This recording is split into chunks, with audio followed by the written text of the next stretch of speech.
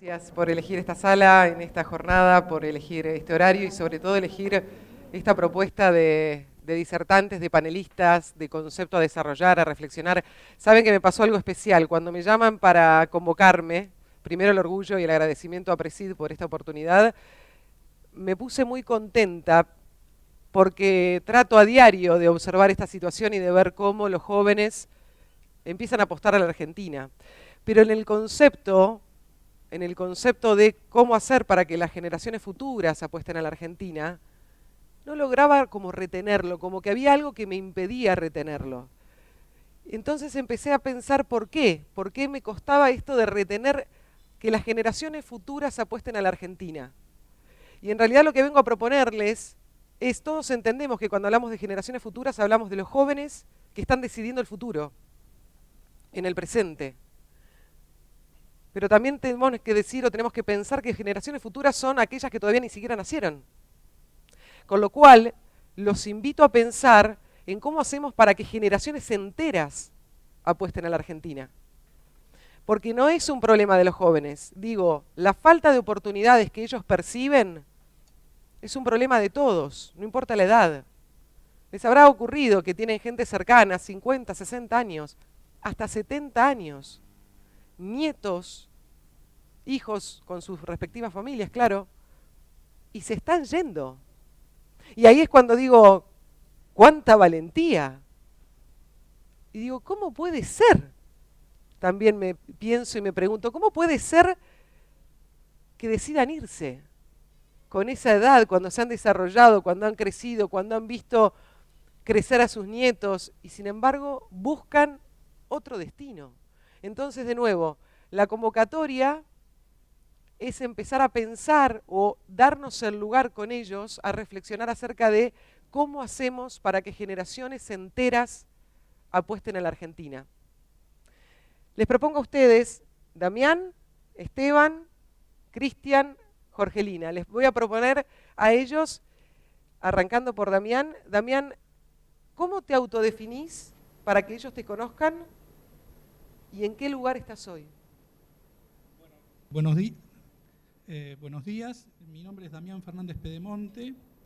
Yo soy profesor universitario en realidad, estoy un poco colado en este panel, aunque tengo mucho contacto con la gente joven. Y trabajo en la Universidad Austral, en Buenos Aires. Soy el director de la Escuela de Posgrados en Comunicación de esa universidad, desde donde tenemos, junto con el Centro de Agronegocios y Alimentos, que está acá en Rosario, una plataforma agro, le llamamos nosotros, que es un espacio desde el cual hacemos capacitación e investigación sobre la comunicación para el agro. Y ahí, bueno, tenemos mucho contacto a partir de eso con las preocupaciones de los jóvenes. Quizás ese es el motivo por el que estoy acá. Gracias, Damián. Esteban Wolf. Buen día, remador serial, insistidor de la Argentina y de salir adelante independientemente de los gobiernos de turno. Alguien alguna vez dijo que yo era un emprendedor serial, yo dije que me defino como un fracasado serial por la cantidad de veces que intenté emprender y salir adelante. Hoy dirijo una compañía, soy el CEO de Chocorísimo, una fábrica de helados, que luego de todas las vicisitudes de la Argentina exporta a 2 países, Uruguay y Chile, y próximamente estamos desembarcando en Perú y en Brasil. Gracias. Tomamos el micrófono. Ah, lo tenemos por acá. Cristian Kleine. Cristian Kleine. ¿Está prendido? A ver, ¿se escucha? Ahí está. Sí. Soy hijo de prusiano y si hay algún vasco acá, lo lamento porque perdió. Con eso les digo todo. Tuve la suerte de entrar en la fundación hace unos 37 años y el desafío grande ahí es mantener ese capital que tiene que estar en el tiempo, justamente como entidad de bien público para llevar gente de poco recurso económico. Así que ese capital tierra es el futuro y a eso hay que apuntar. Jorgelina Reynoso. ¿Tocaya? Sí, buenos días. Yo soy presidenta de un pequeño grupo asociativo de productoras y emprendedoras de un pueblito muy chiquito, se llama Rincón del Dol, Victoria, Entre Ríos. y lo que nosotros hacemos es apostar al emprendedor porque todas somos emprendedoras. Gracias. Bueno, les propongo ahora observar un trabajo que ha desarrollado Damián y a partir de eso vamos a seguramente tener muchos disparadores para que conozcan aún más el testimonio de cada uno de ellos y observemos este concepto que nos trae hoy acá.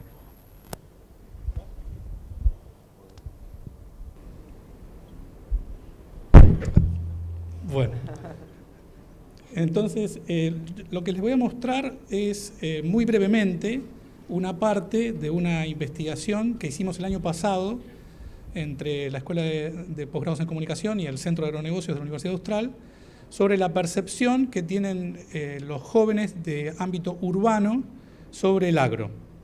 Entonces me voy a detener sobre todo en algunas observaciones que ellos tienen, algunas preocupaciones que tienen, que me parece que son compartidas, y también algunas pistas que dan de cómo debería acercarse más al agro a esta generación, a los centennials, ¿no? Entonces, bueno, esto es una investigación que estuvo financiada por varias empresas y entidades del agro, que tenía como objetivo tratar de ver cuáles son las percepciones. Aquí estamos hablando de percepciones. Tienen opiniones que están más o menos fundadas, son sus opiniones, ¿no? Lo que estamos tratando de registrar acá. Entonces, esta investigación fue una investigación basada en focus groups, una investigación cualitativa. Ya habíamos hecho otra en el año 2018, esta le continúa. Hicimos focus groups en 3 ciudades grandes, en la ciudad de Buenos Aires, Rosario y Córdoba, y en 2 ciudades más pequeñas de la provincia de Santa Fe, una y otra de la provincia de Córdoba. Y además en esos focus groups estaban fundamentalmente personas que no estaban vinculadas con el agro, pero también había 2 grupos como de contraste de gente joven, pero que tenía algún tipo de vinculación con el agro porque estudiaban agronomía o porque venían de una ciudad con mucha influencia del campo o porque tenían campo ellos o trabajaban en el campo. Entonces, la presentación yo se las voy a dejar, pero solamente quiero detenerme en algunos puntos para disparar la conversación. Entonces, este grupo de Centennials es un grupo que está como muy atravesado por una serie de agendas que surgen espontáneamente cuando se les consulta, que tienen que ver con 3 preocupaciones fundamentalmente. La preocupación con las que están vinculadas el agro, por supuesto, el medio ambiente, el cuidado de los animales y la preocupación de la producción de los alimentos, de la seguridad alimentaria. Entonces, por ejemplo, dicen cosas como: cuidás a un perro y te comes una vaca. Me parece bien que se cuide a los animales. También nos dicen que esto es algo que se les viene inculcando desde la escuela secundaria, desde las redes sociales, que está muy metido en su preocupación, ¿no? Entonces, por ejemplo, los alimentos, ¿no? Cómo lo que comemos afecta de manera directa la calidad de vida, no solamente desde el punto de vista, digamos así, físico, sino también ellos ven cómo los alimentos tienen que ver con su aspecto psíquico y emocional, y entonces cuidan mucho más lo que comen, la composición de los alimentos. Por ejemplo, dice alguno, estamos más atentos a los componentes nutricionales de los alimentos. Bueno, esto lo paso.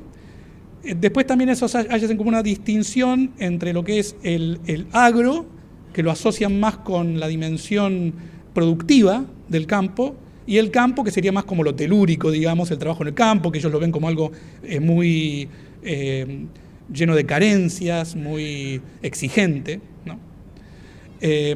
Un aspecto positivo es que está muy asociado el campo con la marca país, ¿no? Es la actividad económica más importante, tiene que ver con la identidad del país.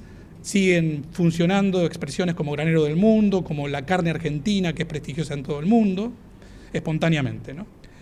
También es muy fuerte, sobre todo en algunas provincias, por ejemplo la provincia de Santa Fe, el hecho de que tiene influencia, mucha influencia en la actividad económica y por lo tanto también, por ejemplo, en la generación de trabajo, no solamente en el campo, sino en todo lo que está asociado al campo, el agro. Pero también hay debilidades, ¿no? Una debilidad importante, de vuelta, es cómo puede afectar la producción del campo al medio ambiente, ¿no? Este es un tema central para ellos, le preocupan la sobreexplotación del suelo, les preocupa la presencia del uso de los agroquímicos, también todo lo que tiene que ver con el trato animal y una percepción que ellos tienen de que hay como poca innovación tecnológica en el campo, probablemente por ignorancia, por poca proximidad. Esto es distinto entre los que están más cerca y los que están más lejos. Los que están más cerca sí saben toda la tecnología que ya se está aplicando en el campo. Entonces, sobre todo querían mostrar algunas oportunidades. Por ejemplo, ellos también dicen que sienten que el agro se está arrimando cada vez más a ellos. Ven cambios, por ejemplo, más preocupación por las mejores prácticas, más preocupación, sobre todo en las nuevas generaciones de productores, en el cuidado de la producción de alimentos, incluso en el tema del cuidado animal, ven cambios para mejor. Y hay algunas cuestiones que pueden estar, bueno, y después este aspecto también que ya mencionaba, de cómo asocian todavía al campo con la identidad del país y con la generación de riqueza.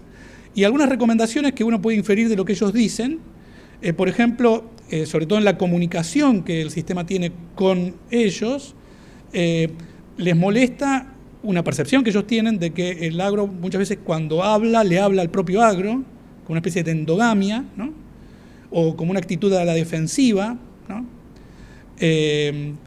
Después, escuchan mucho a los pares, es decir, por ejemplo, estos jóvenes que sí están vinculados son el mejor portavoz de la perspectiva del agro.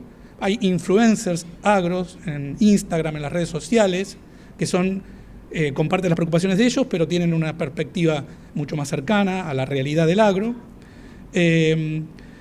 También hay todo un espacio, todo un camino de oportunidad para mostrar lo que sí está haciendo el agro para mejorar el cuidado del medio ambiente, el cuidado animal y la incorporación de tecnologías.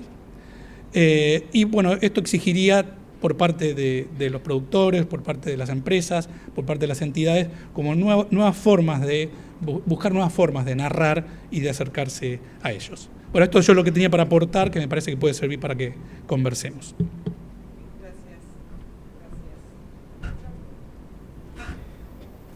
Gracias, Damián. Muchísimas gracias. Bueno, a partir de esto, la idea es seguir sumando conceptos y sobre todo seguir sumando reflexiones, porque recién Damián nos decía cómo los jóvenes están preocupados sobre el tratamiento que le da el campo al ambiente. Todavía hay mucha información que brindar allí. Uno cuando habla de qué manera se trata el ambiente, habla de cuán sustentables somos, y el campo tiene mucho para decir en eso, pero también la industria de alimentos, como es el caso aquí de Esteban, que nos puede contar cuán sustentable es Chocorísimo. Bueno, Chocorísimo es una empresa súper sustentable que decidió instalar su planta a partir de pensar en el futuro y digamos, de un mundo mejor. Algunos lo entienden como sistema B, nosotros lo entendemos como que cada cosita que hagamos pensemos en hacer las cosas distintas. La fábrica está abastecida por tecnología solar, nosotros no tenemos gas. Todo lo que hacemos dentro de la fábrica, desde cuando nuestros empleados van al baño, cuando limpian un piso, ese agua que desechamos se convierte en agua para riego, para ser sustentables. Todo el sistema de frío de la compañía recircula con nuestra misma agua. Los envases son, por un lado, reciclables y reutilizables o totalmente recompostables y reciclables. Digamos, un envase nuestro lo enterrás en la tierra y en 11 meses desaparece. Y esto lo fuimos trabajando un poco entendiendo qué querían los chicos y qué querían los jóvenes. Nosotros somos más grandes, yo tengo 49 años, ¿y qué nos pasó? Nosotros no estudiamos la ecología cuando éramos chiquitos. Claro. O sea, nos enseñaban otras cosas. A nuestros hijos, a nuestros nietos, digamos, se les enseña la ecología y lo adoptan como una forma de vida, y creo que las empresas tienen que adaptarse a eso y pensar en ese futuro. Y lo decíamos antes, se está estudiado que en el 2025 el 75% del mercado online son millennials o centennials, con lo cual ellos van a requerir a todas las empresas ser mejores en temas de tecnología y de, digamos, de una vida mejor del medio ambiente. ¿Querés mostrarnos un poquito? Sí, tenemos listo un el video. video de Esteban Wolf? Gracias. A ver.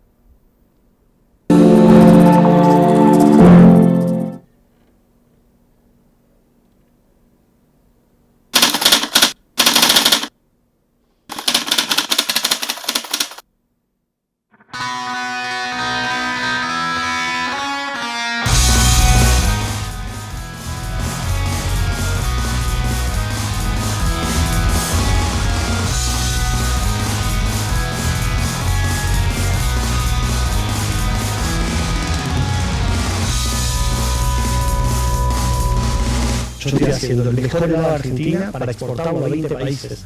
Y vos mirás mi plan de negocios, es a 10 años. Por un producto innovador, por un desarrollo tecnológico diferente.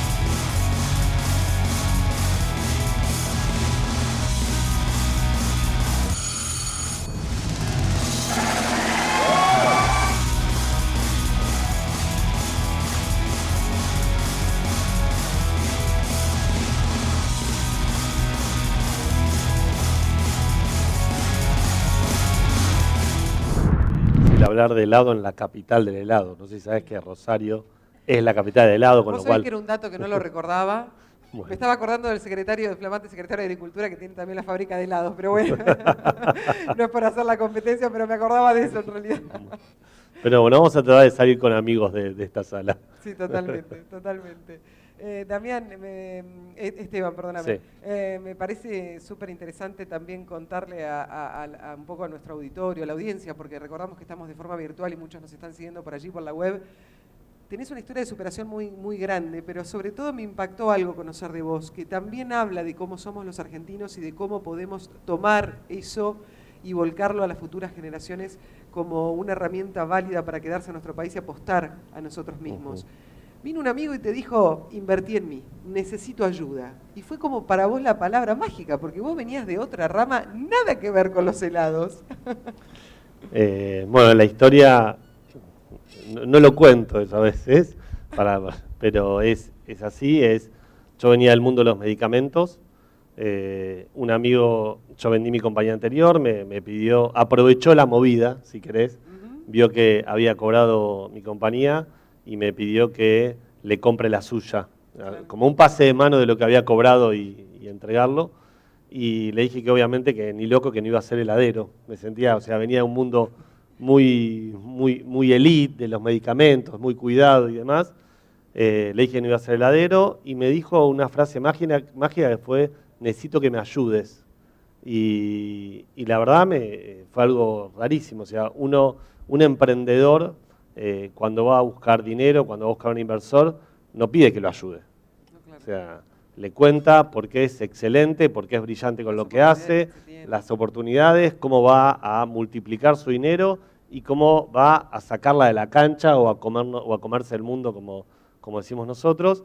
Y él me dijo que necesitaba que lo ayude. Y bueno, me llamó mucho la atención y le propuse trabajar para él 6 meses gratis, con la condición de que yo iba a ir mediodía a su fábrica, mediodía iba a seguir trabajando en lo mío, o sea, yo cuando vendí terminé como presidente de esa compañía y tenía que ir mediodía a pasar el mando de alguna forma.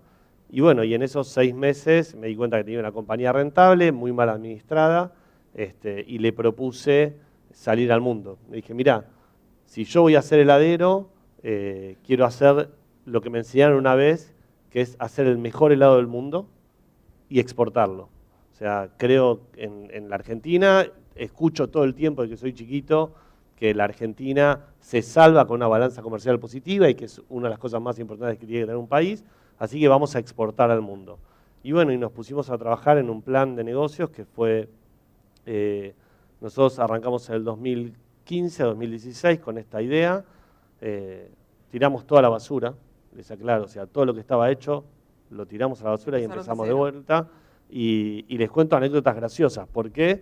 Porque a mí no me gustaba su helado, básicamente. Yo soy fanático del helado, fanático. Y yo la primera condición que le puse para asociarnos fue, hay que hacer un dulce de leche granizado rico porque el tuyo es horrible. En realidad le dije la palabra, el tuyo es un asco, y fue una batalla campal, porque me dijo, no puedes decir que es un asco. Bueno, pero es un asco. Ahí aprendí que hay que decir horrible. Y bueno, y empezamos. Y lo más gracioso de todo fue que le dije, pero yo te voy a demostrar si tu helado es rico o es feo, para que no sea yo un parámetro. Entonces le dije, vamos a comprar 6, 7 marcas de helado a ciegas, las vamos a poner en una mesa con 10, 12 personas, 10, 12 amigos, y vamos a decidir entre todos cuál es el mejor helado y cuál es el peor. Y pusimos chocolate. Y tuvimos la suerte de que el nuestro fue el más horrible de todos. Fue increíble porque estos dos son un asco. Y bueno, y eso, o sea, le demostró a él que yo algo de criterio tenía, pues yo era un fanático del helado. Nos propusimos primero hacer el mejor helado y el más rico, y la verdad que ahí aprendí muchísimo de formulaciones y que en realidad el mejor helado está hecho con materia prima pura, natural, o sea, el mejor dulce de leche está hecho con dulce de leche natural, el mejor chocolate está hecho con cacao, con cobertura de chocolate. Y es increíble porque cuando vos haces un buen producto y lo transformás, o sea, la gente te lo adopta. Y después empezó el otro proceso que fue armar una planta con procesos para poder exportar. Y ahí nació tenemos que ser sustentable, tenemos que ser una planta autorizada por normas de Estados Unidos. No sabíamos ni lo que era. Entonces fuimos a estudiar cómo la FDA, que es el organismo como si fuera el Ministerio de Salud o de Ganadería o lo que quieran, de Estados Unidos, aprobaba una planta en Argentina. Estudiamos que tenía que tener normas ISO 22000, FSSC. Entrevistamos a 10 personas, no entendíamos nada, y empezamos a construir una planta que pueda ser certificada con esas normas. Y fue mucho trabajo. Yo siempre digo que es un plan de negocios a largo plazo, cuando digo, es a 10 años, como cuando construís un país. Esto no se hace de un día para el otro, no hay soluciones mágicas, no son inmediatas. Y en el 2019 dijimos que estábamos listos para exportar. 2019, o sea, 4 años después, y lo primero que nos pasó fue que estábamos listos para exportar, pero había que salir al mundo. Y vino la pandemia. Y encima vino la pandemia, que fue el caos. Entonces fue muy difícil salir a negociar con los otros organismos, porque a veces cuando uno lo cuenta parece todo muy sencillo, y nosotros tuvimos que viajar a otros países, entender la idiosincrasia, entender la legislación. Como cosas sencillas es en Uruguay registrar los productos de helado, es mucho más difícil que en Estados Unidos. Después en Perú se registran de una forma, en Chile de otra y en Brasil de otra. Y cuando llegás al país, en muchos casos te hablan otro idioma, en otros un consultor te dice A y el otro consultor te dice B. Claro. Y por eso creo que la mejor representación fue la que un amigo me hizo y me regaló este remo. Me dijo, vos la remás en dulce de leche, y yo creo que es un poco lo que hacemos los argentinos, que es remarla para salir al exterior y no dejar de remar. Y bueno, y creo que ese es el mejor resultado de no frenar hasta que lo lográs. Pero que sea dulce de leche granizado, por favor. Por supuesto, que es mi sabor favorito. Cueste un poquito más. Quería retomar, ir un poquito para atrás, cuando mencionabas, bueno, vendí la firma de medicamentos. ¿Cómo, antes de que apareciera tu amigo, la propuesta y todo lo que nos contaste, cómo lo viviste ese momento? ¿Cómo lo recordás ese momento? ¿Qué te pasaba con eso? Cuando vos creás una compañía, yo era dueño de droguería Progen, tenía 300 empleados. Es un hijo. O sea, una vez discutiendo esto con un consultor, me dijo, vas a estar muy feliz, porque obviamente te van a dar un cheque, pero vas a sentir que te arrancan un brazo. Y es un poco ambiguo y es real. O sea, sentís que está buenísimo porque generaste un éxito, lo lograste, digamos, y vos Droguería por Gen empezó de la nada, con una idea de decir, vamos a hacer esto, una droguería de medicamentos genéricos, cuando el medicamento genérico recién se había decretado la ley en la Argentina, en el 2003, Claro. y nosotros dijimos, bueno, a ver qué le falta al mercado, una droguería. Y fuimos a instalar una droguería, y fuimos a contarle a los laboratorios que lo íbamos a hacer, Claro. de la nada, y la mitad no nos creía. Y de eso a 300 empleados, a después venderla, vos mirás para atrás y decís, wow. Nosotros tenemos un problema, que no festejamos. Tenemos un grave, yo debería ir a un psicólogo y preguntarle por qué no festejo.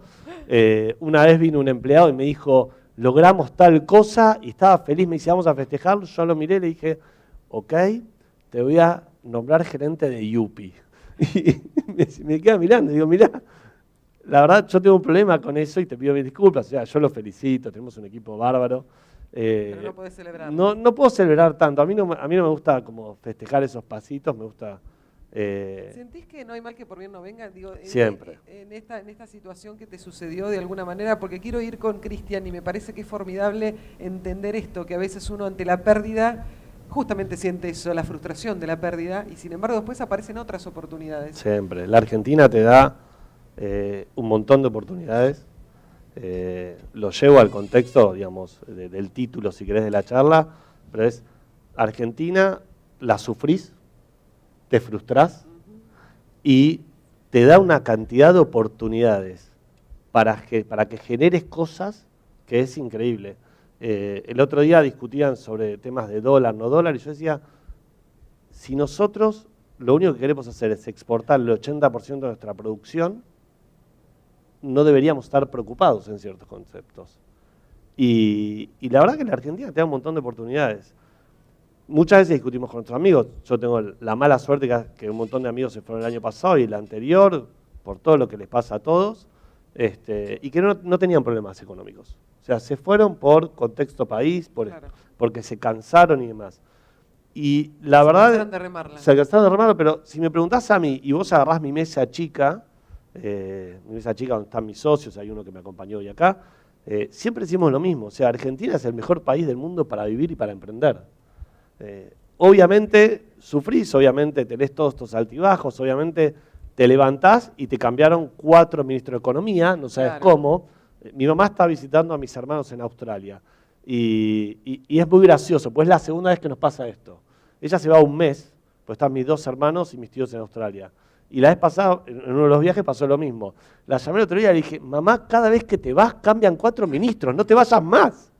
Y eso es la Argentina, pero yo creo que te da un montón de oportunidades. Creo que el argentino es súper creativo, súper remador, súper insistidor, y creo que eso nos da una ventaja al mundo que no la tienen otros países. Por eso hay que quedarse. Ahora me acordé de alguien que dijo por ahí, sería aburrido si no de otra manera.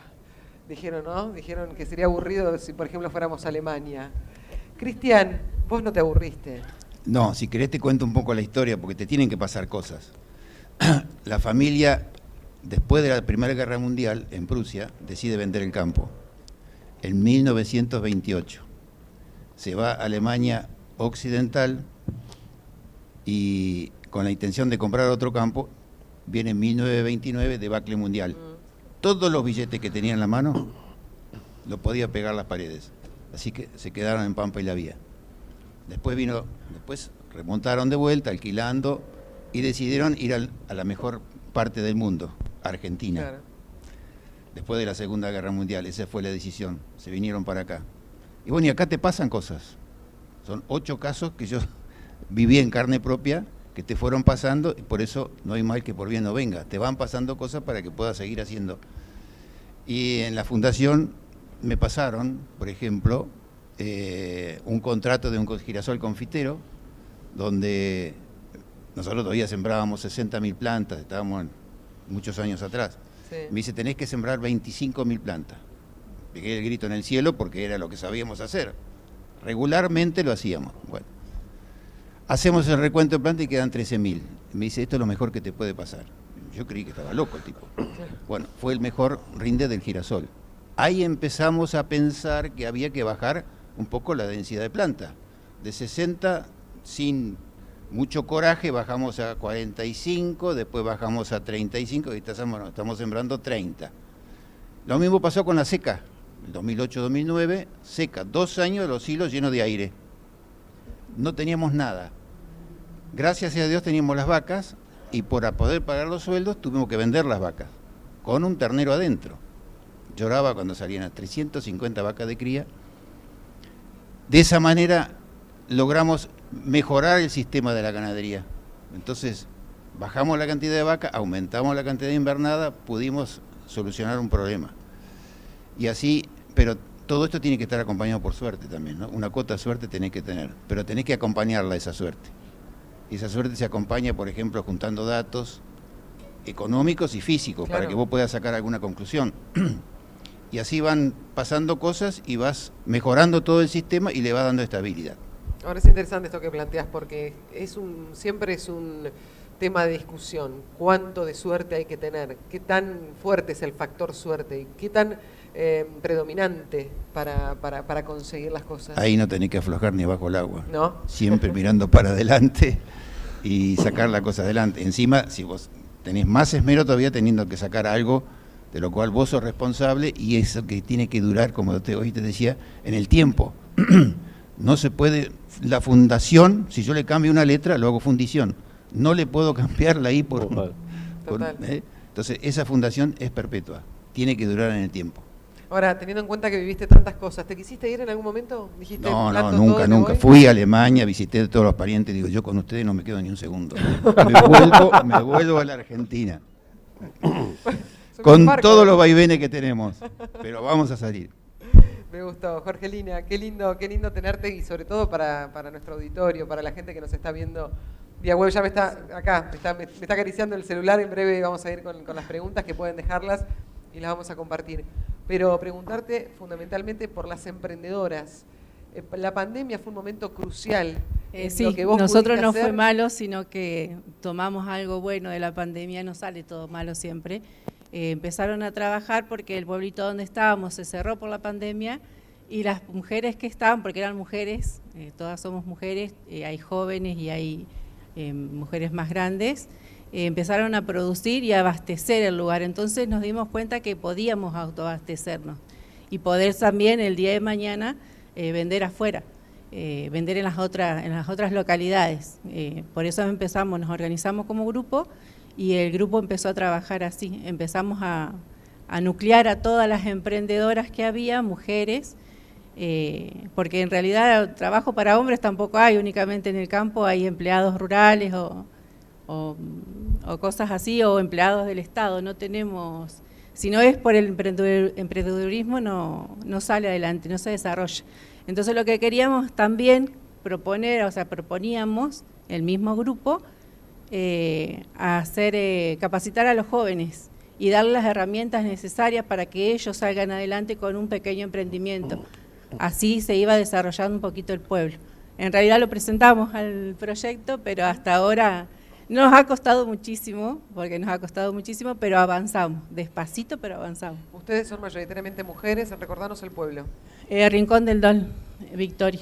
En Victoria, sí. En Entre Ríos. Empezamos 6 mujeres, hoy somos 16, buscamos herramientas, contactos, todo. Yo pertenezco a la Red de Mujeres Rurales, que es una de las redes que más nos apoya, que estamos en todo esto. También soy de Mujeres Campesinas de Entre Ríos y buscamos así herramientas en diferentes organizaciones. Ahora, ¿qué es lo que están ofreciendo? ¿Qué es lo que producen? ¿Cuál es el producto? Nosotros somos todas productoras de huertas, huertas, pollo, frutos. Con todo eso hacemos nuestras propias mermeladas, dulces, salames, quesos, todo para vender en las ferias. Ahora estamos habilitando todos esos productos o tratando de habilitar a través de la agricultura familiar para poder exportarlos. ¿Qué otras oportunidades se generan cuando uno está en estos lugares como el que estás vos? Estamos más en contacto con la gente, vos ves el problema de la raíz, lo ves desde los chicos. Por ejemplo, nosotros trabajamos, aparte de eso, en sociales con el centro de salud, pasan muchos problemas por ahí. En este momento hay adicciones, violencia, droga. Y en todo esto también nos inmiscuimos, porque como ya les decía hoy a una de las compañeras de la red, si vos no te involucrás no cambias nada. Entonces, involucrarse para hacer. ¿Qué pasa con las más jóvenes, entendiendo esto que estamos conversando de, por momentos, la sensación de que no tenemos oportunidades, que no hay en la Argentina posibilidades para superarse? ¿Cómo lo viven ellas? Y ellas no, o sea, terminan siendo madres jovencitas, y si no le das la oportunidad, o que eso a lo que apuntamos nosotros, quedarse en su lugar y no hacer nada. Las muy pocas son las que salen del pueblo a estudiar, que tienen la posibilidad de hacerlo. Por eso es que nosotros buscamos eso, que haya capacitaciones para los jóvenes, que se les ayude con herramientas, para que ellos puedan trabajar desde su lugar, que también hay muchos chicos que no se quieren ir y se quedan en el lugar, porque el campo les atrae más que la ciudad o lo que sea, no buscan, no tienen visión para futuro. Claro, claro. También quería retomar un poco el tema de la investigación que llevaron a cabo, sobre todo por esto de la percepción de los jóvenes para con el campo. ¿Qué fue aquello que más te sorprendió en torno a cómo observan al sector? Para entender también si ellos ven algún tipo de posibilidad en involucrarse, más allá de no venir de una familia de campo, de no venir de una actividad ya desarrollada, sino por primera vez decir, ¿por qué no vamos por este lado? Así como el señor acá fue del genérico al chocolate y al dulce de leche granizado, digo, ¿existe alguna percepción similar o no? Yo creo que a mí lo que más me impactó fue por ahí un aspecto negativo. Nosotros habíamos hecho una investigación previamente en el año 2018 y yo vi como una especie de radicalización en ellos, ¿no? Por ejemplo, en el tema alimentario pasaron de ser vegetarianos a ser veganos, ¿no? Claro. Y también una radicalización en el sentido de que hoy se transforma esto en algo que implica cambios de conducta. No es una cosa de ideas nada más, sino que define un régimen alimentario o define los productos que se compran o se dejan de comprar, ¿no? Eso está como muy metido, lo vi en ellos. O, por ejemplo, también en el tema del cuidado animal, ya se pasa de una cuestión de una preocupación genérica por un tema que es lo que ellos llaman el especismo, que es que surge de sus propias palabras, que es la idea de que tienen derechos los animales y tienen derechos en algún sentido similares a los de las personas humanas, ¿no? Entonces, eso noté como algo negativo en el sentido de que se convierte como una especie de militancia eso, y muchas veces no sale de su propia reflexión, sino que es algo que es una militancia porque si no, es como que dejan de pertenecer, ¿no? Positivo yo veo el aspecto de que perciben cambios, ¿no? Y también hay un puente clarísimo que es la cuestión de la tecnología. Ellos creen que el campo no está tan tecnologizado, tienen mucha familiaridad por las tecnologías, pero ahí hay un puente porque están buscando emprendimiento por el lado de las tecnologías, incluso hasta negocios, digamos, por ejemplo, el tema de blockchain, claro, en caso, ¿no? Y quizá todavía no saben todas las oportunidades que hay de eso en el agro, ¿no? Claro, entonces ahí hay una oportunidad muy grande, ¿no? O sea, por un lado, como una especie de distancia, yo te diría medio ideológica, Ajá, que requiere como de más acercamiento o nuevas formas de acercarse para mostrar cosas que han cambiado, de buenas prácticas, cosas que han cambiado de preocupación por el medio ambiente, incluso no tienen ni idea de cómo se producen los alimentos. claro. Entonces mostrar cómo es eso, cómo ha evolucionado. Por ahí la idea que tienen es una idea muy antigua, ¿no? Y por otro lado está este tema del positivo, que yo creo que cuando descubran las oportunidades que hay, tanto desde el punto de vista de la innovación como desde el punto de vista de los negocios, del emprendimiento, en el agro, me parece que es un ámbito que es apetecible para ellos. Totalmente, totalmente. Tengo una consulta para hacerte muy puntual. Sí.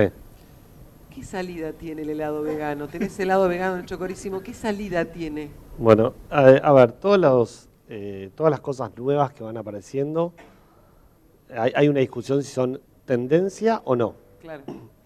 Nosotros lo que nos propusimos es que todas estas cosas sean parte, digamos, de nuestra compañía. Entonces, cuando empezamos a desarrollar el proyecto de hagamos un helado vegano, lo que nos planteamos es que nosotros teníamos que tener un helado vegano, un helado sin azúcar, un helado proteico, y que teníamos que dar todas las soluciones sobre la misma marca y sobre la misma compañía. Y lo que hicimos después de mucho debatir, porque lo que vimos es que por lo general las generaciones más grandes, ¿sí? Como nosotros, tenemos hijos y que nosotros no tomamos helado vegano, pero empezamos a ver que nuestros hijos quieren tomar helado veganos. Entonces empezamos a ver que era como dividían a la familia. Claro. Yo tengo una hija que es la única de 4 veganos, entonces vamos a tomar un helado. ¿Dónde? No podemos ir a ninguna heladería tradicional. No, claro. Entonces nosotros tomamos la decisión de que eso tenía que ser parte de la familia y que cuando alguien iba a Chocorísimo, cualquiera podía ir y justamente no teníamos que dividir a la familia para eso. Entonces incorporamos dentro de nuestra línea 6 sabores veganos. Nosotros lo que exportamos es el envase que se llama La Pinta. Por lo general tenemos una línea de 16 sabores, en las heladerías hay 48. Y dentro de esos 16 sabores, 6 tenían que ser veganos. Entonces, cuando vos tomás un mousse de maracuyá en Chocorísimo y lo elegís, es vegano. Vos podés saberlo o no saberlo, nosotros lo identificamos en el envase, pero es como incorporás a toda la familia a lo que necesita, digamos. Y creo que eso es importante para cualquier tipo de alimento y para todo el futuro. Entonces, no sé, un fruto del bosque, una crema de avellana, o sea, tenemos varios sabores veganos. Interesante esta pregunta, pregunta para Esteban. ¿Por qué le recomendarías a futuros emprendedores que inviertan o creen sus negocios en Argentina y no en otro país que tengan menos burocracia y o trabas, más estabilidad de proyección? ¿Por qué Argentina sí, por qué el resto no? Wow. Bueno, a ver, yo tengo que decir algo que estuve diciendo hace poco y es, yo creo que Argentina es un país súper rico. Nuestros abuelos vinieron a hacerse la América, lo voy a repetir para el que lo escuchó, pero nuestros abuelos vinieron a hacerse la América, al granero del mundo, donde había trigo y maíz, a mí me enseñaban eso cuando era chiquito. Después me explicaron que había soja, somos la tercera reserva de litio del mundo, tenemos gas para tirar manteca al techo y creo que tenemos una oportunidad gigante. Creo que no supimos hacer las cosas en los últimos 30, 40 años. Elijan el gobierno de turno que quieran elegir. En los últimos 30, 40 años, lo único que hicimos es hacer las cosas mal. Y creo que es una oportunidad enorme que tenemos los argentinos de hacer las cosas diferentes y hacerlas bien. Los emprendedores, yo siempre digo lo mismo, creamos valor. Cuando vos haces un helado diferente, cuando lo pones en un envase diferente, cuando salís a venderlo de forma diferente, lo que haces es crear valor y creo que tenemos una oportunidad enorme desde los emprendedores, desde todas las pymes, para tratar de reclamar y de proponer hacer las cosas distintas para los próximos 30 años. Y también quiero aclararte algo, no es algo sencillo y no es algo inmediato. Esto que yo decía, los emprendedores hacemos un plan de negocios hace 10 años de una compañía y los primeros años sufrimos, remamos, la pasamos muy mal, invertimos tiempo de nuestra familia, todo nuestro dinero, y creo que el país tiene que sentarse 2 minutos a pensar eso desde todos los ámbitos, políticos, sindicales, dirigentes sociales y emprendedores y empresarios, a pensar en el plan de negocios futuro. Damián, ¿cómo y qué debe hacer el sector de la agroindustria para cambiar, mejorando la comunicación y empatía con el resto de la población argentina? No sé si estoy en condiciones de contestar esa pregunta. ¿Cómo tiene que hacer el sector para cambiar en su relación desde el punto de vista de la relación comunicacional? Sí, eso podría decir algo de eso. Yo creo que una pista están dando estos muchachos y muchachas cuando dicen que les molesta que el agro sea tan endogámico, ¿no? Que se presente siempre como a la defensiva. Por ejemplo, señalan mucho que los enfrentamientos que tiene con los sucesivos gobiernos siempre son, ellos lo perciben como defensas de intereses corporativos, ¿no? Entonces, eso es un buen punto, yo creo, ¿no? La idea de la necesidad de aproximarse al punto de vista del que no tiene nada que ver con el agro. Y después también hay una cuestión, sobre todo en los jóvenes, que es la forma, ¿no? La forma también, ¿no? A veces el agro, por ejemplo, presenta informes explicando, digamos, el aporte que hace a la economía argentina, ¿no? O informes técnicos respecto de la aplicación de agroquímicos. Esos informes resultan ilegibles, nada interesantes para los jóvenes, ¿no? Entonces, la forma de la comunicación tiene mucho más que ver con esto que está pasando acá, con la forma testimonial, narrativa, y además en los lugares donde están los jóvenes, que no son el canal rural, desgraciadamente, sino que son las redes sociales. No me lo vas a decir a mí, justo. Las redes sociales fundamentalmente, ¿no? El streaming, por ejemplo. Bueno, eso diría yo respecto de... Otra cosa que se me ocurre decir es que esta preocupación que tienen respecto de los jóvenes que no se vayan, o que no se vayan del mundo corporativo, lo tienen todas las organizaciones en este momento. Porque, sobre todo después de la pandemia, hay como una idea de que el trabajo en la empresa es un trabajo que no tiene nada que ver con lo que a ellos les interesa, con lo que más les genera sentido, ¿no?, en la vida. Y entonces están muy preocupadas las empresas para capturar el talento, retenerlo, desarrollarlo, y están buscando las formas, ¿no? Por ejemplo, de cómo organizar el trabajo de tal manera que puedan alternar con la casa, el trabajo a distancia, etcétera, ¿no? Entonces, es una preocupación común no solamente de las empresas y los productores del agro, sino de todas las empresas en este momento. Bien, a ver, vamos a ir, tengo alguna pregunta puntual por aquí.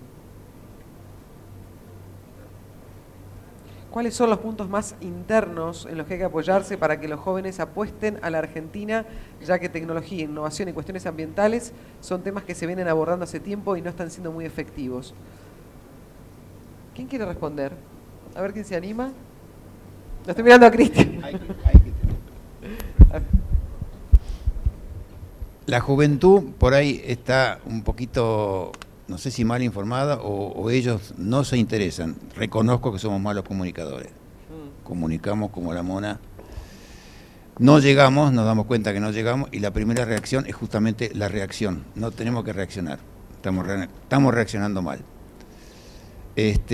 Convencerlos nos cuesta, no lo aprendimos, no nos enseñaron cómo comunicar. Por eso justamente en la presita hay una sección que nos quiere enseñar cómo comunicar, que cuesta. Pero creo que a esa juventud que nosotros estamos tratando de llevar al campo, que yo en mi rubro tengo que llevar juventud para que se siga interesando por lo del campo. Esa yo le veo mucho futuro, porque con toda la tecnología que hay hoy, está aprendiendo eso, y que sin eso nosotros no vamos a hacer nada, porque claro, esta juventud es la que tiene que saber las novedades. Así que le tenemos que dar, además le tenemos que dar un bienestar en el campo. Nosotros, por ejemplo, le pusimos internet a todos los puestos. Todas las familias en el campo tienen el acceso del WhatsApp, que yo era alguno de los que me negaba, y hoy reconozco que el WhatsApp es la vida. Claro. Y no le podemos negar a una ama de casa en el campo que no tenga su WhatsApp en el puesto. Así que eso se lo tenemos que garantizar, tratarlos como personas, que es importante. Y bueno, y no sé, ustedes son más especialistas en todo eso, así que pueden dar más información sobre qué es lo que hay que hacer. Una cosita que se me ocurre, porque la pregunta señalaba justo los puntos que ellos señalan como más críticos, y la pregunta dice, se está haciendo mucho, pero quizás en la investigación se habla de percepciones, ¿no? Muchas de las percepciones tienen que ver con las percepciones negativas con falta de información, ¿no? Entonces, a mí me parece que justo en estos rubros hace falta contar más lo que se está haciendo ya. Hace falta mostrar más ejemplos de lo que se está haciendo ya, porque la imagen que tienen esos jóvenes alejados es de un campo que ya no existe, es un campo de años atrás, ¿no? Entonces, todo el tema de la seguridad alimentaria, ¿no? que les preocupa un montón, por ejemplo, este caso que acabamos de ver, hace falta como contarlo más, ¿no? Porque yo creo que es anacrónica la idea que tienen ellos, negativa, en estos temas, tecnología, medio ambiente y alimentos, ¿no? Yo creo que la forma es involucrarlos, Claro. involucrarlos, que ellos vean, que vivan, que conozcan el campo.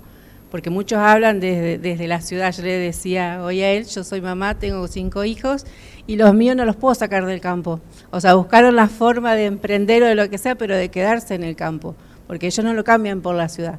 Y es a lo mejor eso lo que le falta a los chicos de la ciudad, saber, conocer de primera mano lo que es realmente el campo. En ese aspecto uno se pregunta si tal vez la falta de una política, no importa el gobierno, simplemente pensar en una política que involucre el traslado, que involucre el conocimiento con el sector. Definitivamente falta esa interacción entre el chico que está más en la urbe y sobre todo no hablo de las urbes de las provincias, sí, porque yo creo que acá mismo en Rosario, no sacaré un porcentaje, pero yo creo que la gran mayoría debe conocer, estamos muy cerca del campo puro, de la siembra, de la ganadería, digo, de la tecnología, estamos muy cerca de la lechería, estamos muy cerca verdaderamente, pero uno observa que la Ciudad Autónoma de Buenos Aires está muy lejos de todo el resto, incluso con kilometrajes cortos, no importa. El problema es la lejanía del asfalto con el campo, el problema es esa interacción que no se pudo lograr, ¿no? Es eso lo que falta, para mí, ver, es eso lo que se necesita, esa interacción de la urbe con el campo. Vamos con más preguntas. Sí. Perdóname, nosotros estamos tratando de llegar a las escuelas agrarias. Tal vez nos cuesta llegar a las escuelas que están en los pueblos, porque no nos aceptan. Lo que nosotros le decimos, fuimos, dimos charlas, cuando terminamos la charla dijeron, ven, lo que dicen ellos no es cierto. Así, a ese nivel. Entonces vos te sentís totalmente impotente. ¿Cómo hacés para llegar?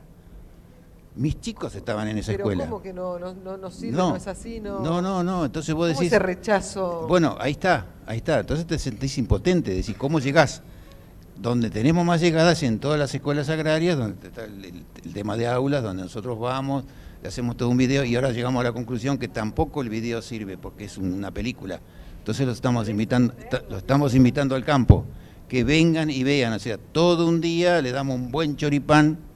Nosotros antes hacíamos los grupos para que vengan al campo y decir, vengan a comer y de paso hablamos de campo. Se llenaba. Si vos llegás a decir, vamos a hablar de campo, hagamos y hay algo, un locro. no viene nadie. Bueno, pero no, voy a eso, que tiene más llegada que ellos vengan. Por ejemplo, los chicos que están con los jardines de infantes, están llevando a los chicos al campo, y eso realmente, ese chico está mamando lo que tiene que conocer de la tierra, del movimiento, ven las lombrices, ven los microorganismos, los microorganismos que caminaron el otro día, eso es lo que ven en la inaugural. Claro. ¿Te gusta? Eso. Bueno, y eso es lo que estamos viendo, que tenemos esa impotencia de no poder llegar a los habitantes de ciudades. Me gusta la pregunta que viene. Para todos, ¿qué piensan sus hijos de buscar otros destinos para encontrar un futuro? ¿Cómo lo conversan y qué mensaje le dan? ¿Arrancamos por el extremo? ¿Ya que tenemos ahí el micrófono?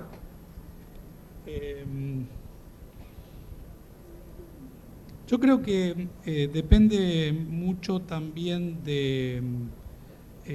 hay un aspecto que es el de la falta de paciencia, ¿no?, en los jóvenes, que salió muchísimo acá en esto de que hace falta probar y probar una y otra vez, ¿no?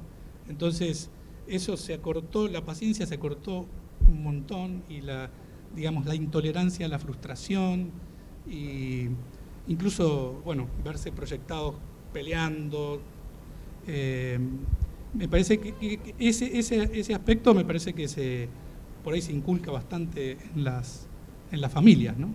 El tema de que las cosas no salen de un día para el otro y que todo lo que es bueno cuesta, digamos, ¿no? Para mí el tema de la intolerancia a la frustración es un aspecto que activa mucho el hecho de que decidan irse, ¿no? 2 hijos, bueno, tengo 5 hijos, pero 2 de 17. Los 2 entran el año que viene a la facultad. Los 2 vinieron con una discusión de uno se quería ir a España y el otro se quería ir a Estados Unidos. Y yo me di en una situación donde falta que uno me diga que se quiere ir a China. Entonces, después tenemos que empezar no puedes asentarte en ningún lugar. Y lo que les dijimos, que para mí son 2 frases típicas, pero que no tienen que quedar en la nada, y es parte de lo que recién decían, que es, una es, vos podés dejar que las cosas pasen o hacer que las cosas pasen. Y me parece que hoy el problema que estamos teniendo es que hay cierta parte de la juventud que está dejando que las cosas pasen y pretenden que la hagan otros. Entonces creo que hay que empezar a transmitir que lo importante es hacer que las cosas pasen, y como siempre le digo a mis hijos, el 90% del éxito se basa en insistir, no es una frase mía, lo tengo pegado en la heladera con un imán, lo tengo en una chapa, en una pared que hicimos en un viaje. Depende en qué aspecto, igual esa frase yo la conozco, me la han resaltado y dije lo mismo, depende en qué aspecto. Yo digo, pero si es en mi... el ámbito del emprendedurismo, de una vez una empresa, un colega, que yo quería que él haga un negocio conmigo, me decía que no 18.500 veces, hasta que lo convencí y me dijo, ¿sabes qué? No sos inteligente, nada, pero sos un insistidor insoportable y con eso lográs todo. Y la verdad que yo trato de transmitirles eso y trato de transmitirles la oportunidad. Para mí Argentina, y no lo digo de fanático, Argentina es un país maravilloso, con una cultura maravillosa, con una naturaleza maravillosa, con unas amistades increíbles. Mi hermano, para ver a su mejor amigo en Australia, tiene que pedir, como dice él, un appointment, una reunión, que la va a tener dentro de 3 meses y la tiene que agendar. Y yo escucho eso y digo, a ver, no entendiste nada. O sea, si yo no me junto el domingo a comer el asado con mis amigos, o sea, no hay vida. O sea, vos te juntás, pero todas las semanas, si vas a comer, y digamos, esa calidad que tiene la Argentina no la vas a encontrar en ningún país del mundo. Y para mí hay que insistir, y obviamente lo que les transmití fue, tienen que darse una oportunidad, y tienen que ustedes también querer cambiar las cosas. Recién hablaban de frustración o de voy a dar una charla a un colegio y qué va a pasar y no me dan bolilla y demás. Yo te quiero contar la otra historia, que es, para mí, cada vez que vos vas a dar una charla o un congreso o lo que fuera, lo único que pretendés es aportar un granito de arena, y eso va a cambiar el mundo. Y parece que eso es una utopía increíble, pero te cuento algo que me pasó hace 20 años, yo tengo 49 años, y hace 20 años fue a una escuela a dar una charla para 1.500 chicos de por qué había que emprender en la Argentina. Y me fui, nunca más volví a ese colegio. Y hace 3 semanas me llamaba un profesor de ese colegio diciéndome que yo tenía que conocer a un alumno de él. Y me insistía, y la fábrica quedaba a 50 kilómetros, y él quería que yo vaya a 50 kilómetros, y yo decía, mirá, yo estoy trabajando, estoy viajando, dame tiempo y yo voy a agendar esa reunión. Y la agendé un viernes, y le dije, me voy a tomar el viernes para poder ir hasta allá, y fui. Estábamos a 70 kilómetros de mi empresa, y fui a ver una empresa increíble, pero increíble, de paneles modulares de antihumedad, una compañía que debe ser 4 veces más grande que la mía, con presencia en 15 países, y cuando llegué me atendió el profesor y el alumno. Y el alumno había escuchado mi charla. Y me abrazó y me dijo, te pido 1000 disculpas en haber insistido, pero yo lo único que quería es que veas esto porque vos sos el responsable de esto. A mí me agarra piel de gallina cuando te lo cuento. A mí también. Y lo que digo es, eso es lo que nosotros tenemos que tratar de incentivar, inculcar y no bajar los brazos. O sea, y no dejar de remar, si querés, haciendo la misma energía. Es cada vez que vos vas a dar una charla y cada vez que vos hablás con tus hijos, lo que estás tratando es de educarlos y generar cultura. Y si nosotros cada vez somos más en generar esa cultura, te vas a encontrar con Gastón, que tiene una empresa divina, 3 veces más grande que la mía, y que él me quería enseñar a mí cómo manejar ciertas redes sociales, y lo invité. Y le dije, yo quiero un almuerzo con vos y que me enseñes. Claro. Y creo que eso es lo que tenemos que hacer. Incentivar a hacer que las cosas pasen, porque nadie va a hacer las cosas por vos, las vas a hacer vos mismo. Y bueno, y ellos tienen la oportunidad acá, y si querés la otra oportunidad es, si acá hacer las cosas es difícil, imagínate que te vas a otro país 2 minutos, que es algo que tenemos que charlar con nuestros hijos. Te vas ahora, ok, mi amor, tomate el avión a Barcelona, ¿tá? Y llegá a Barcelona, y querés comprar un agua mineral, o tenés que dormir, ¿y a quién llamás si te lastimas? O tenés que ir al hospital, o sea, no es fácil emigrar, parece que es, me voy del país, y es súper difícil. Entonces, si vas a sufrir el desarraigo, si vas a sufrir instalarte en otro país, si vas a sufrir todo lo que es el instalarte, el emigrar, primero intentarlo en Argentina, que es tu país, donde tenés a todos tus queridos. Me quedo con eso, absolutamente. Cristian, ¿te ha surgido la conversación? Hijos, nietos. 7 chicos. 7 hijos. 7 hijos. ¿Y nietos? Los 3 agrónomos, hijos van 13, si no pierdo la cuenta, o 14, capaz que hay un 15 en viaje. Siempre vienen con sorpresa. Vale, son buenas. No, a los 3 les dije, ustedes tienen toda la libertad. Lamentablemente, o por suerte, son los 3 agrónomos, o sea que la genética tira. Sí. Les hice hacer un curso de a ver qué querían hacer. Test vocacional. En la vida, un test vocacional, y los 3 les digo agrónomo o veterinaria. Claro, ya está. Así que está clarito, que la genética tira.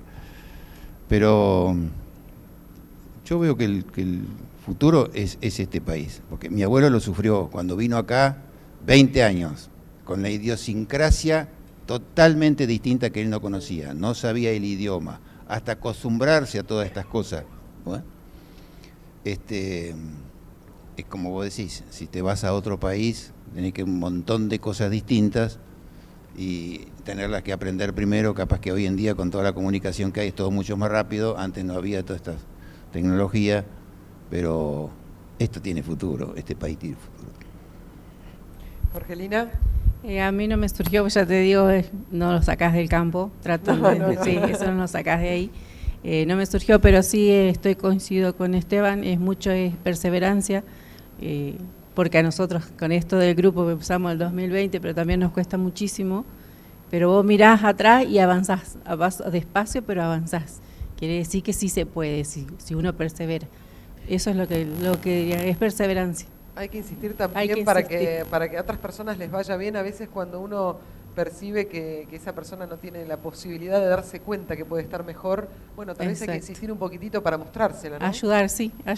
Nos pasa a nosotros, por ejemplo, con las mujeres, que allá es mucho la independencia económica de la mujer, es difícil, y hay otras que empujan para que ellas sigan y se den cuenta de que se puede. Bueno, seguramente tengo más preguntitas por acá. ¿No creen que el gran problema pasa por lo económico, considerando que las oportunidades están? ¿Por lo económico, por lo político? No. Pero bueno, me parece interesante la propuesta de por dónde pasa, porque las oportunidades están, lo que decía Cristian, y ustedes se han encargado de manifestarlo. Tenemos todo el potencial del mundo, ni hablar de nuestra tierra, que es el gran motor que nos reúne a nosotros, porque estamos en APRESID. Pero más allá incluso de eso, de verdad las potencialidades en un país en vías de desarrollo están, y ni hablar de lo creativo, de los servicios.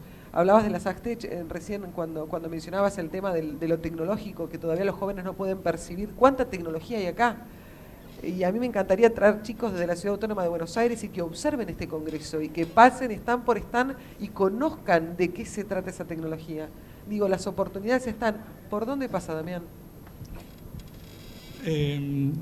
Sí, obviamente me parece que ciertas condiciones macro sería conveniente que mejoren, ¿no? No cabe la menor duda. Pero me parece que justamente Argentina, además en este contexto, en este momento del mundo también, tiene como muchísimas oportunidades justamente en lo que tiene que ver con la producción, por ejemplo, de alimentos, ¿no? A mí me parece que un valor que hay en la Argentina, sin duda, es el talento, ¿no? Y las ideas.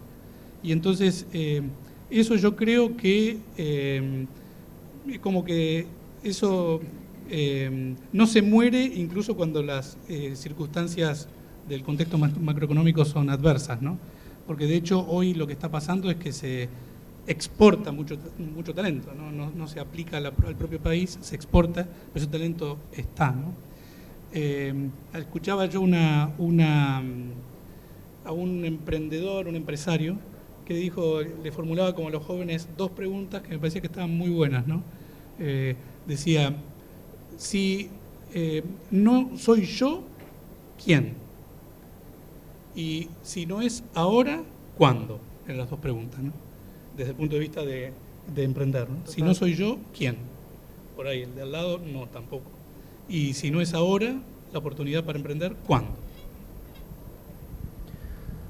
Para mí, digamos, el concepto de un emprendedor cuando quiere crear una compañía, el mejor momento es ahora. O sea, no importa ni el presidente, ni el ministro de Economía, ni el contexto, ni nada. O sea, siempre vas a encontrar un pero, un por qué no, un ahora no se puede, y más en Argentina. Y yo creo que eso pasa con todos los emprendimientos en cualquier parte del mundo. O sea, un emprendedor lo que tiene que buscar es qué quiere hacer, cómo lo quiere hacer, cómo crear valor y cuál es su producto. Y el mejor momento para emprender es ahora y ya. O sea, y acá en Argentina, obviamente. Y si vas a empezar a decir que no puedes emprender por la economía, por el ministro, por el presidente, por el color político, porque acá no se puede y por lo que fuera, lo único que estás buscando son excusas para dejar que las cosas pasen. Y un emprendedor mueve montañas, sale adelante, sale a la cancha, y si el contexto te da, sale a exportar y mirar lo que pasa afuera y hacerlo desde la Argentina, y vas a cambiar la Argentina y vas a cambiar el mundo. El mejor momento para invertir es ahora, y te garantizo que Argentina es el mejor país del mundo para vivir y emprender. Cristian, ¿querés agregar algo al respecto? No, yo creo que le dio el moño a la charla. Sí, totalmente. A ver, me parecía importante una pregunta más. Dice, ¿sobre qué aspectos debería trabajar para generar en los jóvenes el sentido de pertenencia al país? Se preguntan, que es una realidad también, ¿no? No es el caso de Jorgelina, que nos dice, hay mucho sentido de pertenencia, pero tal vez lo que suceda es un poco esto, ¿no? El crisol de razas que somos ha llegado a un punto, a un lugar en donde parecería que los jóvenes inmediatamente quieren ir hacia otros rumbos, incluso enfrentándose a las vicisitudes que planteabas, Esteban, no importa, pero ¿es falta sentido de pertenencia? Yo creo que hay mucha información y hay mucha utopía y sueño de lo que ves afuera, ¿sí? Allá es mejor, allá se vive mejor, allá es más lindo, y no mirar adentro. Y cuando preguntarle a cualquier joven, ¿preferís ir a Disney o a Bariloche? Y obviamente te va a decir a Disney. Y Disney es un mundo mágico que dura 5 días. Claro. Entonces, creo que hay que empezar a mirar hacia adentro, y creo que hay que dejar de ser utópico con lo que está afuera. Porque afuera te encontrás con un montón de problemas, con otras sociedades, con otras idiosincrasias y con un montón de culturas que no las vas a entender nunca y que hay que adaptarse a ellas y que tenés que cambiar toda tu forma de pensar, que hace todo distinto. Los argentinos atamos con alambre las cosas. Yo una vez tuve una discusión en Estados Unidos queriendo comprar una computadora y trataba de hablarle en argentino, en argento. Y la persona me contestó, ¿cómo quiere usted que le explique yo que las cosas son así, cuadradas? ¿Sí? Y obviamente por eso también esa sociedad funciona. Claro. Ahora, cuando te vas del otro lado y venís a la Argentina y lo atás con alambre, haces cosas maravillosas. O sea, en Argentina creamos el corazón artificial, el stent, el bypass, la pelota de básquet que usan todo el mundo, el colectivo, el helicóptero. La gente, son cosas que no saben. La virome. Sí. Y todos son argentinos, brillantes, empresas como Mercado Libre. O sea, se entiende que eso fue creado por alguien que se le ocurrió hacerlo un día en un garage de su casa. Empresas como Habana. Habana tiene hoy 200 locales en Brasil. Y es una empresa argentina, ¿sí? Fundada por argentinos y, si querés, comprada por otros argentinos. Entonces, me parece que lo que no estamos mirando es puertas para adentro y hacemos mucha utopía de lo que hay afuera. Y nosotros podemos hacer las cosas 1000 veces mejores y podemos lograrlo, y creo que solo hay que proponérselo. Y te lo digo desde el corazón y desde lo que me pasó a mí. Yo no sé cómo mando un potecito a Chile, no lo sé, lo sabe uno de mis socios. Pero cada vez que voy a Chile y miro que ahí está a nuestro lado, miro para atrás y digo, esto es una locura. Y lo podés hacer. Y lo único que hicimos fue, vamos a exportar. Y desde esa palabra y desde ese convencimiento de que vamos a exportar, este año vamos a estar en 4 países. Es solo proponérselo. ¿Franquicias tiene Chocorísimo? Sí. Tenemos 23 franquicias, fue como empezamos con el modelo tradicional. Bien. Estamos más que nada en el Gran Buenos Aires, no estamos en Capital Federal. Tenemos una franquicia en Tucumán, una en La Barría, estamos abriendo una en Formosa, sí, tenemos varias franquicias. Para Esteban, ¿qué feedback recibiste de la dirigencia política cuando fuiste a hablar al Congreso? Mirá. Bueno, la verdad fue muy cálido, muy respetuoso y vinieron de todos los colores a saludarme después de dar la charla. Quiero reconocer, y lo voy a decir 1000 veces, que cuando me invitaron a dar la charla al Congreso, yo expliqué que no iba a un acto político y que si me invitaban como emprendedor a dar un discurso, yo iba a decir lo que me parecía. Y pensé que era un tema de conflicto. Y ahí me estaba llamando un asesor de la senadora Nora Jiménez y le dije, mire, aclare esto a la senadora porque no quiero que sea un tema de conflicto y no quiero que alguien se enoje. Y me dijeron que vaya a hablar con total libertad y después me llamó la senadora para recalcármelo y me parece que es brillante y me parece que es parte de lo que todos los argentinos queremos y creo que todos acá y todos los que nos estén viendo queremos que no exista más la grieta de ningún lado, de ningún partido político, ni de los actuales ni de los que vendrán. En mi caso yo estoy cansado de escuchar cómo se pelean entre ellos y creo que lo que hay que de una vez por todas es sentarse a una mesa, decir vamos a ponernos de acuerdo en estos 3 o 5 temas que son los que necesita la Argentina para seguir adelante, que son un plan de negocios y de eso nadie se mueve.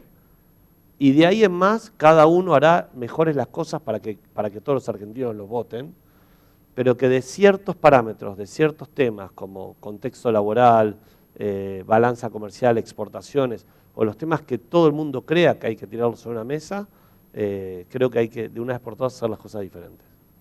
Quiero agradecerles muchísimo por este espacio. Esperamos que para con el auditorio, para con todos aquellos que nos hayan elegido, la hayan pasado tan bien. Personalmente la pasé súper bien y sobre todo me llevo tantos mensajes.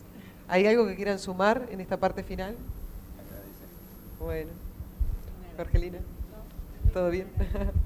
Gracias. Gracias a ustedes. Gracias Damián, gracias Esteban, Cristian, Jorgelina. Placer enorme.